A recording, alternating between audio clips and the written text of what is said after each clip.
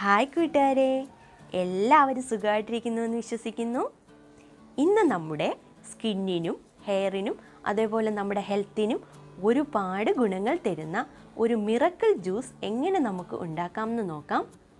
ഒരുപാട് ഗുണങ്ങളുള്ള ഒരു ജ്യൂസാണിത്. അതിനു വേണ്ടിയിട്ട് നമുക്ക് ആപ്പിൾ വേണം.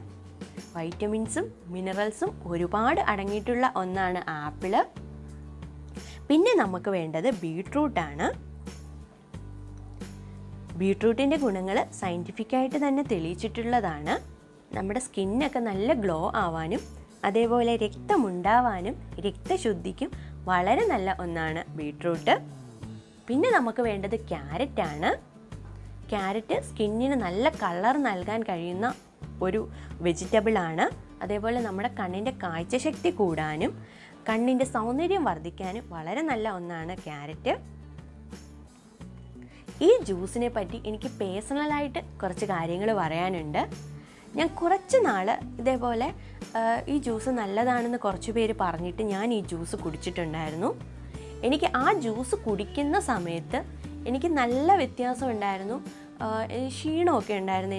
എൻ്റെ ക്ഷീണമൊക്കെ മാറി, രക്തത്തിൽ ഹീമോഗ്ലോബിൻ്റെ അളവ് കുറവുണ്ടായിരുന്നു.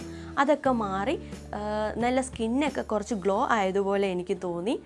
അത് കഴിഞ്ഞിട്ട് കുറച്ച് നാൾ മടി കാരണം ഞാൻ ഈ ജ്യൂസ് കൂടി കുറച്ചൊന്ന് നിർത്തിവെച്ചു. അപ്പോൾ കുറച്ച് നാളൊന്നും എനിക്ക് കുഴപ്പമില്ലായിരുന്നു. പക്ഷേ അപ്പോൾ എനിക്ക് ശരിക്കും ആ വ്യത്യാസം മനസ്സിലായി.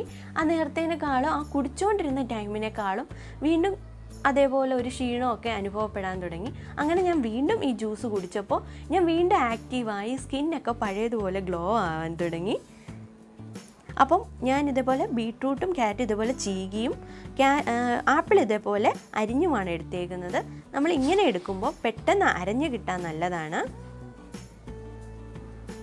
അപ്പോൾ നമുക്ക് മിക്സിയിലേക്കിട്ട് നല്ലതുപോലെ അടിച്ചെടുക്കാം. അപ്പോൾ നമ്മൾ എത്ര പേരാണ് കുടിക്കുന്നതെന്ന് വെച്ചാൽ, ഇപ്പോൾ 2 പേര് കുടിക്കുകയാണെങ്കിൽ നമുക്കതിന് 1-1.5 ഗ്ലാസ് വെള്ളം ഒഴിച്ച് നമുക്കിത് അടിച്ചെടുക്കാം.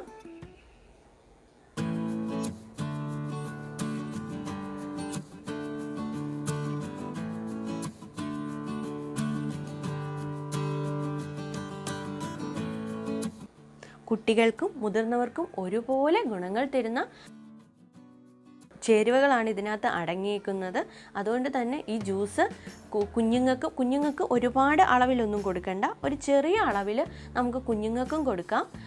ആഴ്ചയിൽ ഒരിക്കലൊക്കെ കുഞ്ഞുങ്ങൾക്ക് കൊടുക്കാം. അല്ല ഡെയിലി കൊടുക്കുകയാണെങ്കിൽ ചെറിയൊരു എമൗണ്ട് മാത്രം കുഞ്ഞുങ്ങൾക്ക് കൊടുത്താൽ മതി.